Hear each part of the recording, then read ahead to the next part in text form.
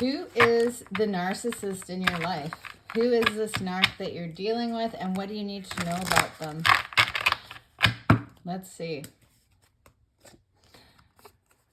We have guide, navigator, progress, direction. That's interesting. We have a creator of some sort, a weaver of imagination, creativity, innovation, invention, realization. We've got a journalist, somebody that likes to write. They chronicle things. So this could be someone that, keeps track, keeps score. They report, they interview, inquiry, promotion. This could be somebody that questions everything you do. They know every little detail about you. They try to really get into your head, right? They're trying to create a sense of ownership. I feel like this person has a plan. They tell you about, they do the future faking thing. They tell you about where you're going, how this relationship is going to take off, and all these wonderful things you're going to do together. And then we have painter here. And the word that stands out to me is abstraction. It's abstract. They don't have the follow through. They don't even have the intention to want to continue because they work from cycles. They work through life in cycles. So they hoover you, they love bomb you, they create this fantasy, and you become part of this fantasy.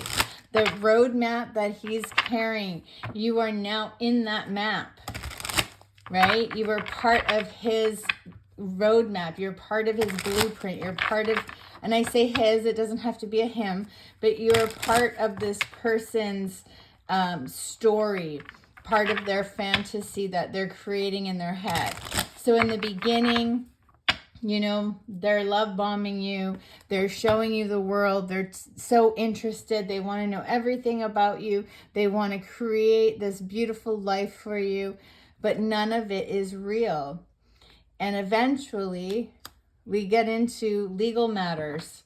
We get into lawsuits and debt. And if you've dealt with this narc for a long time, they may have drained you financially.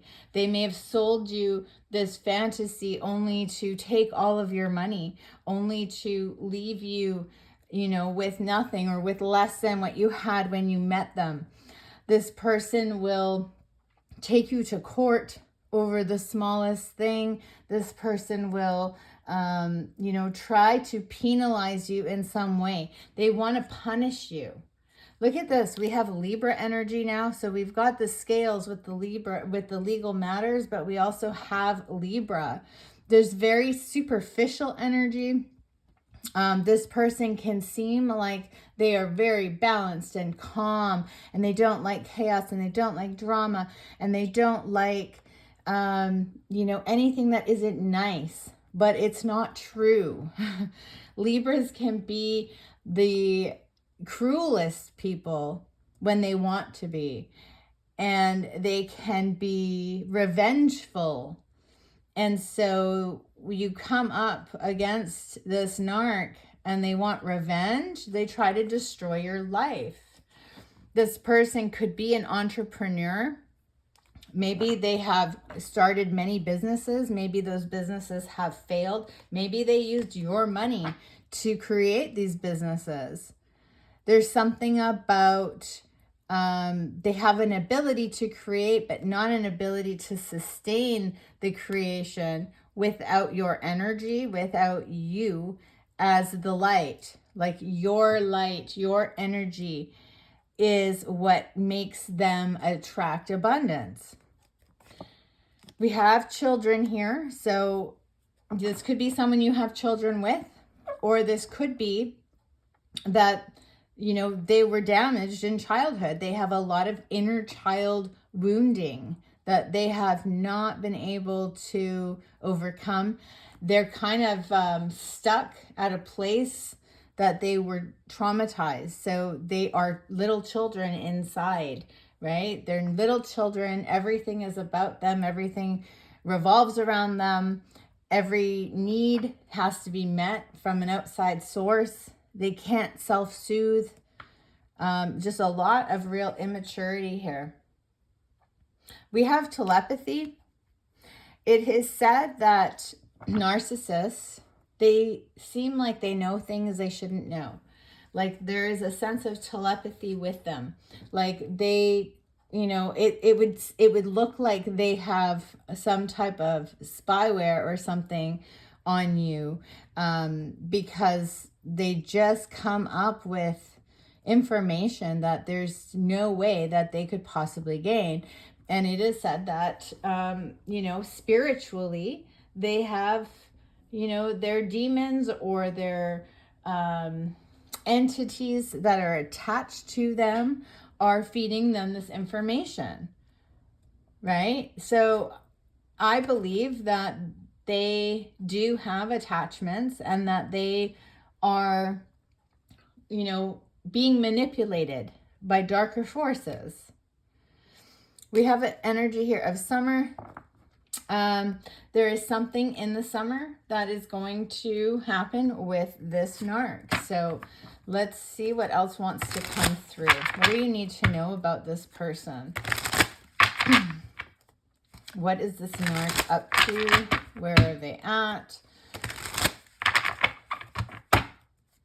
Let's see here. Codependent. Where do you stop and I begin? So narcs like to enmesh with you. There's a sense of enmeshment. When you meet them, they talk about the connection. They talk about what a deep connection you have that's instant. You've known each other forever. The relationship starts off super hot. It goes really quickly, right? You just meet them and they're talking about marriage. You just meet them and it's like, we've known each other forever. We are, two peas in a pod. Connection. They call it connection to suck you in.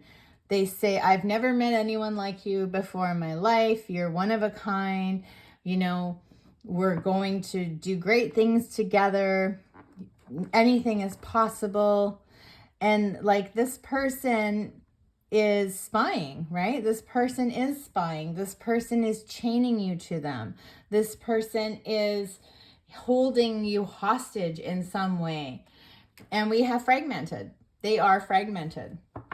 They have missing pieces, right? Their trauma has been, removed, put onto the back burner, but it still comes out. They have to put it somewhere, so they put it onto you. You become their wounded self. You become the scapegoat. You become the person that, that you start off to be this like wonderful light, like nobody is better than you, but you fall from grace really quickly because this person is projecting onto you. We have recognition. Yeah, they're going to say, we've known each other in many lifetimes. We have this special energy signature. They might even say that you're their twin flame. We have signs, like look for the red flags, right? There are always red flags. You have to be prepared to see them. You have to be prepared to acknowledge them and accept them as truth.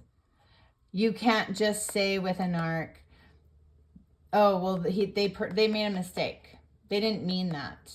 They did it once. It's not going to happen again. Because the thing with the narc is that it is very much over a period of time, things grow. The level of abuse grows, but you don't see it. You don't see it because it happens intermittently. So when people say, why don't you just leave them? Well, because, all in all, they seem like a really great person. all in all, like, they're telling me that they love me and they want to be with me and they want to grow with me. And, you know, they have issues and they're working on them and they want to be a better person and they're changing. And you feel like you're a bad person if you just give up on them because you love them and you want them to be their best version of themselves. But this person can't be, because they're not actually trying to heal themselves. They're trying to pull the wool over your eyes. They're wearing a mask. And they're psychically attacking you. They're taking your life force energy. They're taking your energy for themselves. They need you for supply. They want your supply. So let's see what else we get here. What else do we get from this narc? What might they be doing to you at this time?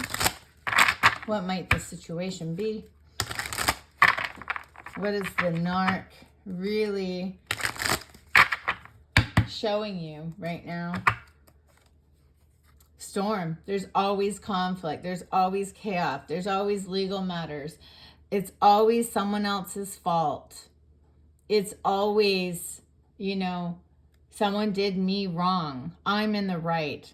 I want to avenge this situation. I want to enact karma on someone. These people, they create the storm because they lie. They lie and they manipulate people. Kundalini, they could actually be a sex addict, right? They could be a cheat. They could be a sex addict. They could be stealing your life force energy through having sex with them. Yeah, and I mean, they could be, I feel like I want to say they could be overfeeding you. They want to keep you small. They want to keep you stuck. Maybe they want to keep you fat, right? They want to keep you low. You know, they could, I don't even want to say they could be poisoning you, but they're poisoning the well. They're poisoning the household with their energy. You know, they could be making food and putting negative vibes into it. And it's like a spell. It's a spell. It's like they're contaminating your food source. They're contaminating your life force. Drowning. Yeah, you might feel like, I can't breathe, I'm drowning. I feel repressed. I can't speak to them because they're going to react badly. I can't upset them. I can't, you know, live my life in my truth. Like, I feel like I'm suffocating in their energy because this person is so insecure and I don't want to hurt their feelings, and they're making me feel like it's my fault and everything I do is wrong, and I just need to be quiet. I just need to, you know, not upset them. It's yeah, I mean, this person can explain to you over and over and over again that they've changed, that they want to do better. But the fact is, unless they go to extreme narc counseling and try to really understand their issues, they're not going to change. We have frying pan, trouble, and accusations. They could be accusing you of doing the things that they are doing. I feel like, yeah, like I feel like it's connected to this, right? The remedy, it's like they're putting intentions out into, you know, your home, into your space, and the intentions are negative, and maybe it's making you sick. Maybe it is making you feel like you're drained, you're tired, you're gaslit. They've gaslit you into believing that what they're saying is truth when everything that comes out of their mouth is a lie. We have time to get out of a situation. Time to get out of a situation here. We have yoke, feeling tied down or frustrated. Yeah, you feel like you're handcuffed to this person. Like you're in a jail cell and this person has the key, right? Needle and thread, a sincere wish to be granted. If you really want to free yourself, you know, you've really got to make the moves to do this. You can't you can't give them second chances. You can't go back to a situation that will never change. It will only get worse, because sometimes it takes 6 or 7 times to get away from an narc. And every time they discard you, it will be worse than the last time. And the discard, so you could be like, well, what if I give up on them too soon, and they're gonna change, and I don't wait around to see what that change looks like. Just know that even if you don't discard them, even if you don't leave them, they will eventually leave you. They will discard you, because that is part of their cycle. So it could be 5 years, it could be 20 years, it could be 30 years, but they will do it eventually, because they want to destroy you, because they hate you. They don't know how to love. They don't know how to care for another human. They want people to suffer the way that they suffer.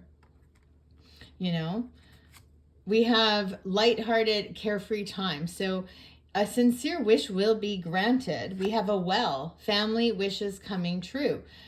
You could have a support system that you're putting in place here that is going to help you get to the other side of this.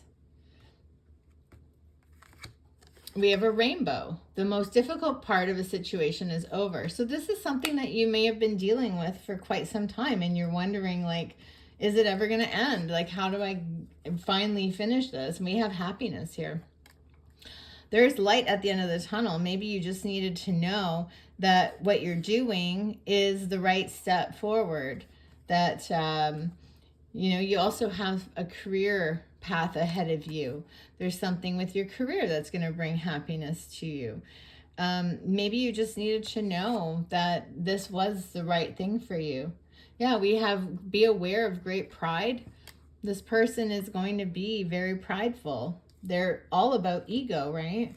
We have a table, hard work ahead. Yeah, it's not going to be easy.